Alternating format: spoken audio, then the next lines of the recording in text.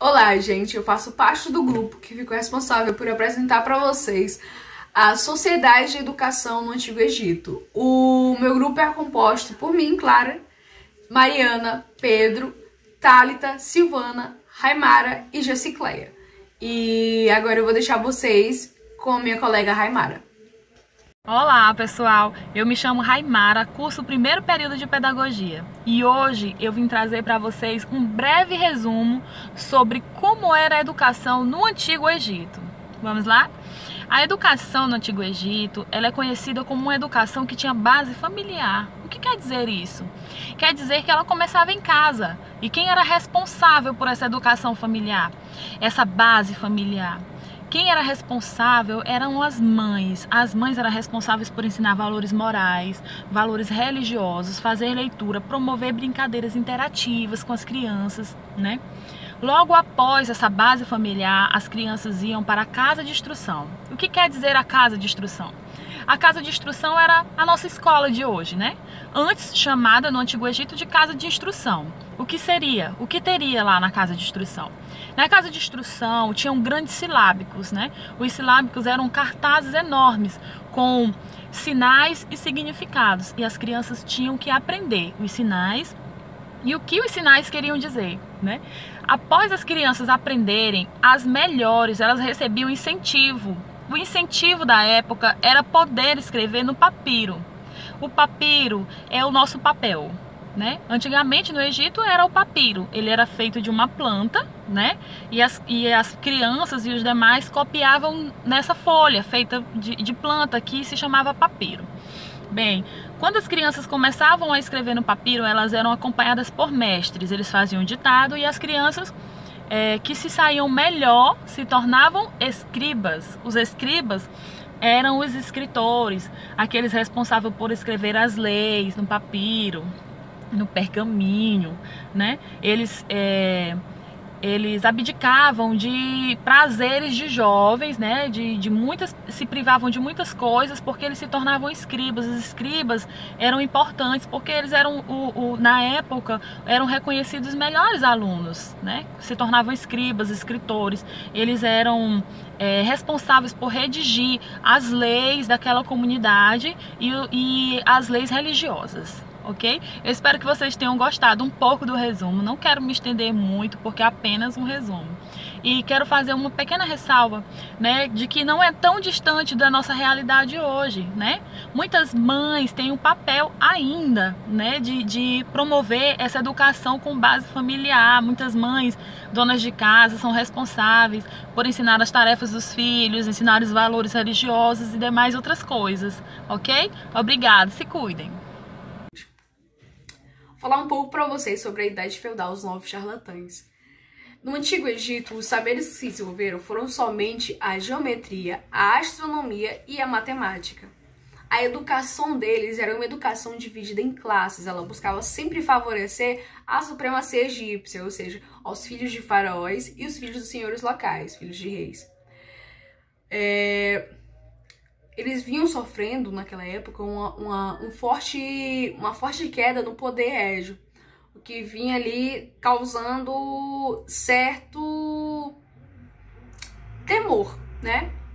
A perda do poder régio era tudo para eles, porque o poder régio nada mais é do que o poder real. Então a influência que eles tinham sobre a sociedade, isso já traria ali para os faraós uma certa preocupação, porque os faraós, eles eram vistos como deuses, filhos de deuses e enviados por deuses, porque a sociedade a qual eles faziam parte era uma sociedade politeísta, ou seja, uma sociedade que tem mais de um deus e acreditavam que aqueles faraós eram seus deuses. Então eles tinham uma disciplina social. Então, com a perda do poder régio, eles vinham vendo uma decadência nessa disciplina, né? Essa disciplina social. E isso ocasionava uma certa preocupação em todos eles. A educação que eles tinham era uma educação institucionalizada, ou seja, os jovens eles eram confiados a uma pessoa só, profissionalmente dedicados a ela. Essa pessoa, ela tinha que ensinar eles a falar bem, né? E ter um bom porte físico, já que eles eram destinados a um futuro dominador ou a um senhor, né? E essa forma de ensino também era destinada a jovens que eram escolhidos pelo rei, ou por reis, né? Que eram denominados filhos do Cap, né? E aí eles tinham uma escola régia, que era o quê? A escola dos reis. Essas escolas, as escolas dos filhos dos reis tinham sua sede na corte ou no palácio. Era reservada aos príncipes reais e aos jovens nobres e elevado entre os nobres, ou seja, os escolhidos pelo rei, né? Os não nobres, eles eram destinados a cargos políticos, ou seja, aqueles jovens que eram escolhidos pelo rei, eles eram acabavam sendo destinados a cargo político, que tinham, assim, uma certa escola especial, né? A escola denominada Cap, que eram os filhos dos reis. Bom, vou apresentar um pouco sobre o Médio Império e os escribas e os outros ofícios. Então, ali por volta de 2000 a.C., veio o início ao Médio Império na história egípcia. Então, a gente já vem identificando as primeiras linhas desse tópico de instrução, que era um fato interno à família, ou seja, os ensinamentos eles iam passando de pais para filhos ou de escriba para discípulos. Então, essa prática ela se renovava e difundia as ideias mais antigas. Então, a profissão de escriba ela era ela era um meio de ascender os jovens socialmente. Então, o escriba ele vai ser aquele que vai ler as escrituras e escrever nos rolos de papiro na casa do rei. Então, a função dele era instruir os seus colegas e guiar os seus superiores. Então, ele é mestre das crianças e dos filhos do rei. Então, ele tinha a obrigação de repassar o conhecimento para um filho que assim ia assumir a função de mestre. Então, nesse período, superiores. Então, ele é mestre das crianças e dos filhos do rei. Então, ele tinha a obrigação de repassar o conhecimento para um filho que assim ia assumir a função de mestre. Então, nesse período, ele não é superior às demais profissões, mas ele é alguém que vai se destacar dentre elas, dentre todos os outros profissionais das demais artes.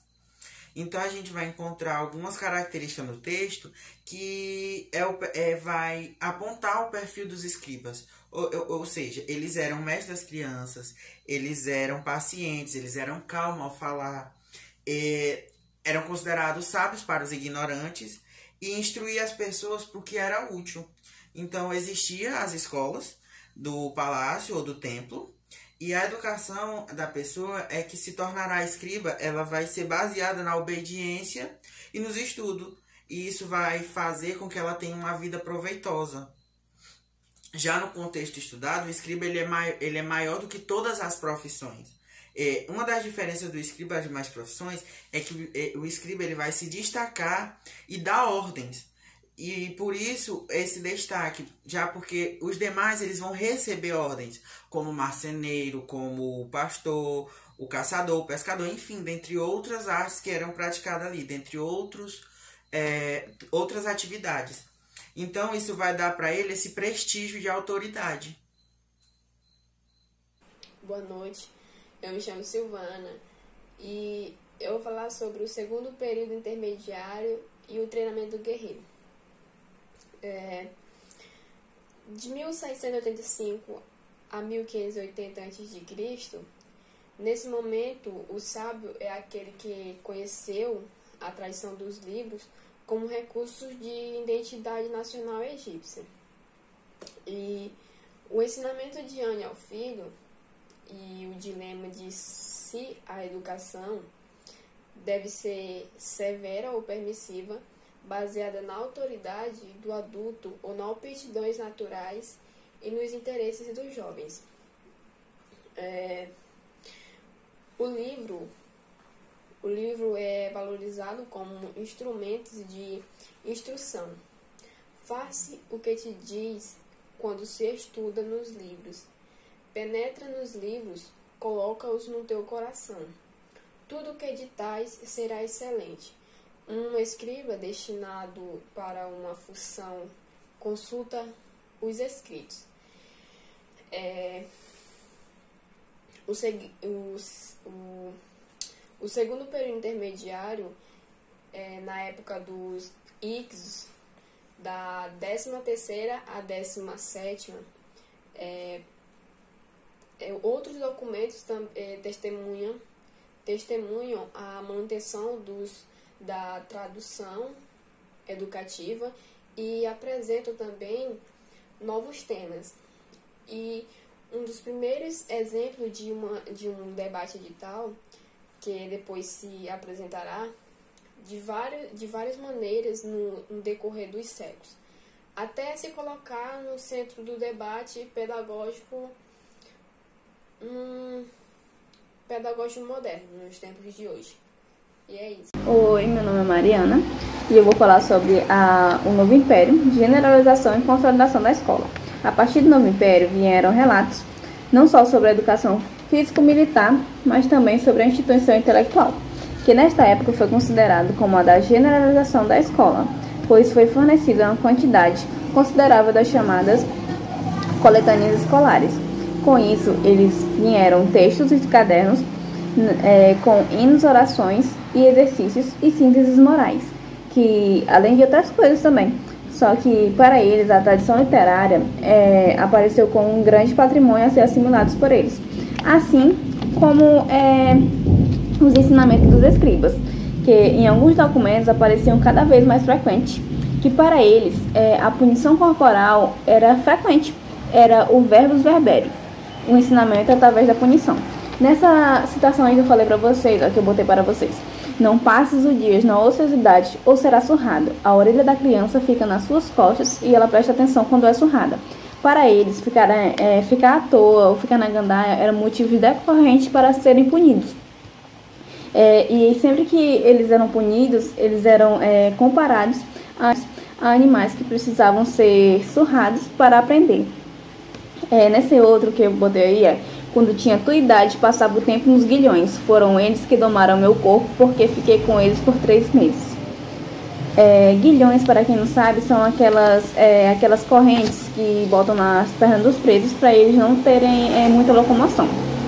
E além dos temas de punições presentes nos documentos iconográficos, os outros temas focalizados nessas coletâneas escolásticas eram os aspectos físicos dos escribas, que para eles tinham que ter o quê? Uma boa escrita e falar bem. E quem não conseguia acompanhar eles, eram colocados para fazer o trabalho pesado. E então os escribas eram isentos dos trabalhos pesados, pois eles tinham uma escrita boa e uma leitura ótima, e era o que eles necessitavam para serem colocados para fazer o trabalho pesado. Olá, boa noite, Josicléia aqui, né? Vou falar sobre um pouco do período demótico, né? O período demótico, eu comentei sobre as castas dominantes, né? O que seriam as castas dominantes, né? É o sistema social de divisão rígidas e natureza hereditária, sendo os direitos transmitidos por laços de sangue, né? Também eu citei sobre ostracos e papiro. Ostracos é um fragmento de cerâmica ou pedra, normalmente quebrado de um vaso, né? Eles eram usados para fazer documentários, né? Que eles usavam naquele período, né? E papiro, o que vem a ser papiro? Papiro, do substantivo masculino, uma planta nativa da África tropical, folhas sobrepostas que os egípcios, depois de separar uma das outras, eles usavam para escrever, né? Naquela época, né, era assim que eles usavam para fazer os documentários deles, né? Então, também comentei sobre classes subalternas. Era uma parte da sociedade que é submetida à margem pela classe dominante hegemônica, ficando à mercê da exploração e opressão constante, né? Resultado das suas respectivas situações sociais, né? Também falei sobre as forças hegemônicas, O que é hegemônica? Né? Hegemônica era a superioridade ou poder, né, absoluto que uma cidade, país ou estado eles têm em relação aos demais, né? A escrita demótica para os egípcios surgiu no início da 26ª dinastia do Egito, né? E apesar de existirem níveis da escrita que eram mais resistentes à mudança, com seu uso a demótica se transformou e evoluiu, né? Uma parte por sua anatomia, em parte pelo incentivo do Estado, a escrita demótica passou a ser utilizada na maioria dos registros das atividades dos egípcios e boa parte do seu corpus sobrevivente consiste de documentos legais, né? E para concluir, né, a minha fala, antecessora da demótica, a escrita hierática já representava uma grande evolução em relação aos egípcios, né? Agradeço a oportunidade a qual me deram, né? E boa noite a todos. Eu me chamo Thalita e eu vou estar falando sobre os ensinamentos gregos e egípcios sobre a educação. Então, nós podemos observar que Platão defendia o ensinamento às crianças sobre geometria e aritmética. Ele defendia principalmente o uso dos ensinamentos egípcios para as crianças. Os egípcios começavam a ensinar a partir dos 7 anos. Com 7 anos, eles já começavam a aprender a ler, escrever e também a matemática, né? E que era usada para eles eles ensinavam de várias maneiras, de maneiras lúdicas, através de brincadeiras e jogos. Também através de agrupamentos, com base nas guerras, né? Eles ensinavam as crianças a obterem vantagens militares através da matemática. Então, dessa forma, Platão descreve isso como... dessa forma, as crianças já cresceriam livres de certa ignorância, né? Que era muito assolada pela sociedade, que tornava o homem vergonhoso, né? Nós podemos observar que isso é uma característica da educação grega, né? Que os homens deveriam ser estudiosos, deveriam ser sábios, para que eles não crescessem ignorantes e conseguissem participar das assembleias, terem opiniões políticas, não crescessem alienados. Mas assim, não eram todos os nobres, todos os anciões que aceitavam as ideias de Platão, principalmente sobre ensinar crianças, né? Para eles, aos olhos deles, era muito interessante ensinar as estratégias militares, mas não era interessante focar, que nem Platão queria, focar a educação em crianças. Isso para eles pareceu um pouco duvidoso, mas através de achados arqueológicos foram sim comprovados que os egípcios tinham sim bastante base para a educação.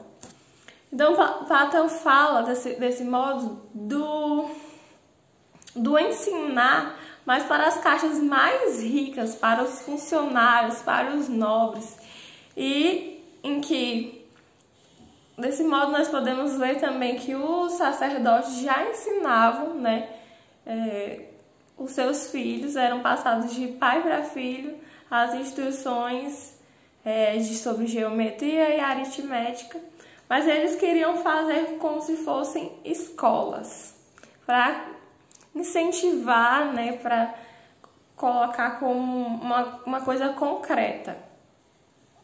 E fica claro nesses testemunhos deixados que isso era um ofício importante, né, que os nobres deveriam aprender, mas era apenas aqueles nobres ricos, os nobres que já tinham dinheiro e que já teriam um ofício especialmente para eles. Ou seja, eles sofriam de uma aculturação. não eram todos que poderiam ter acesso a essa educação, né? Apenas os jovens ricos.